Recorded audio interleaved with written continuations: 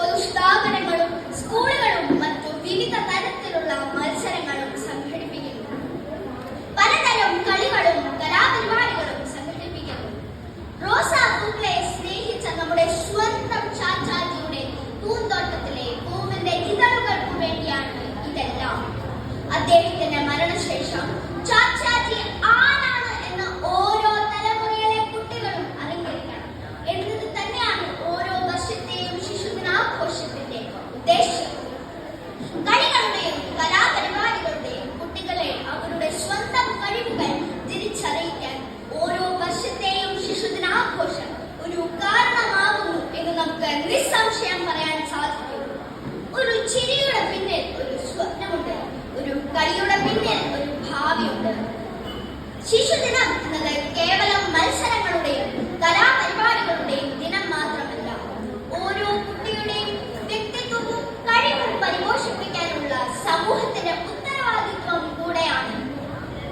കുട്ടികളെ എത്രമാത്രം പക്വതയുള്ളവരെ കാണണം എന്ന് ചൂണ്ടിക്കാണിക്കുന്ന ഉദാഹരണമാണ് ഒരച്ഛൻ മകൾക്ക് അയച്ച കത്തുകൾ എന്ന പുസ്തകം. 1928 താൻ ജയിലിൽ കിടക്കുമ്പോൾ സ്വന്തം മകൾക്ക് പകർന്നു കൊടുത്ത അറിവുകളാണ് ആ കത്തുകൾ. ജനങ്ങളെയും പ്രകൃതിയെയും ഒരുപോലെ സ്നേഹിക്കാൻ ആ കത്തുകൾ വായിക്കുന്ന ഓരോ കുഞ്ഞുങ്ങൾക്കും അത് സാധിക്കും. വിദ്യാഭ്യാസമാണ് എല്ലാം. അതിൽ നിന്നും ലഭിക്കുന്ന അറിവാണ് ഏതൊരു വ്യക്തിയുടെയും രാഷ്ട്രത്തിന്റെയും വളർച്ചയുടെ താക്കോൽ.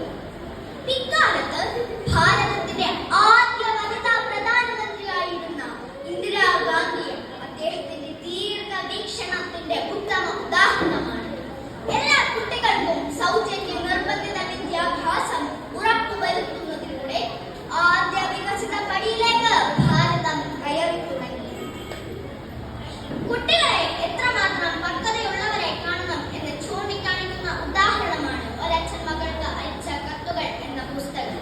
ഒരു ദിവസം ഞാൻ അമ്മയോട് ചോദിച്ചു, അമ്മേ, ഈ ആകാശത്തിന് എത്രമാത്രം ദൂരമുണ്ട്? അമ്മ തന്ന ഉത്തരം, നീ സ്വപ്നം കാണുന്നത് നിർത്തിയാൽ അത്രയും ദൂരം. പക്ഷേ സ്വപ്നം കാണാൻ ധൈര്യമുണ്ടെങ്കിൽ ആകാശം നിന്റെ കാൽപാടിനരികിൽ തന്നെയുണ്ട്. ആദരണീയനായ അബ്ദുൽ കലാം സർ ഒരിക്കൽ പറഞ്ഞതുപോലെ, നിങ്ങളുടെ ചിന്തയാണ് നിങ്ങളുടെ മൂലധനം എന്നത് തന്നെയാണ് ഓരോ ശിശുദിനാഘോഷത്തിന്റെയും സന്ദേശം എന്ന് ഞാൻ വിശ്വസിക്കുന്നു. നമ്മുടെ നാട് സാമൂഹിക സാംസ്കാരിക മേഖലകളിൽ ഉയർന്നു നിൽക്കുമ്പോഴും സമൂഹത്തിന്റെ അടിത്തട്ടിൽ ഇന്നും പല കുട്ടികളും ഏറെ ദുരിതം അനുഭവിക്കുന്നുണ്ട്.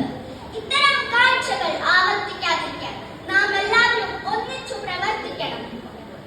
ശിശുദിനാഘോഷം എന്ന് പറയുമ്പോൾ ഏകാന്തതയുടെയും പീഡനങ്ങളുടെയും കുഞ്ഞുങ്ങളെ ലോകത്ത് നിന്ന് സ്നേഹത്തിന്റെയും സുരക്ഷിതത്വത്തിന്റെയും കരങ്ങളിലേക്ക് ചേർത്ത് വെക്കണം എന്ന സന്ദേശമാവട്ടെ. പ്രിയപ്പെട്ട കൂട്ടുകാരെ, നമ്മുടെ ചിരിയാണ് ലോകത്തിന്റെ മനോഹരമായ സംഗീതം. അത് നിലനിർത്തുക. ഇന്ന് നമുക്ക് പാടാം, നൃത്തം ചെയ്യാം, കളിക്കാം, ആസ്വദിക്കാം. കാരണം ഇന്ന് നമ്മുടെ ദിനമാണ്. നമ്മളാവണം, അല്ല നമ്മൾ തന്നെയാണ് ഈ നാടിന്റെ പ്രതീക്ഷ, വെളിച്ചം, ഭാവി. ഒരിക്കൽ കൂടെ എല്ലാവർക്കും ശിശുദിനം ആശംസിച്ചുകൊണ്ട് നിർത്തുന്നു. നന്ദി.